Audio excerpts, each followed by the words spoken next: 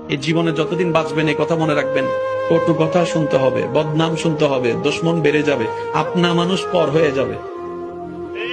এই পৃথিবীতে একটা কমন বিষয় হচ্ছে যে আপন মানুষ কি হয়ে যায়, জোরে বলি না, আপন মানুষ কি হয়ে যায়।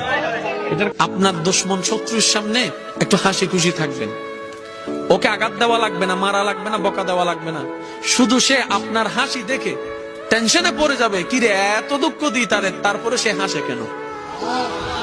সে আপনার হাসির অনুসন্ধান করতে করতে নিজে টেনশনে রোগী হয়ে যাবে। মারা লাগবে না, মারা লাগবে না।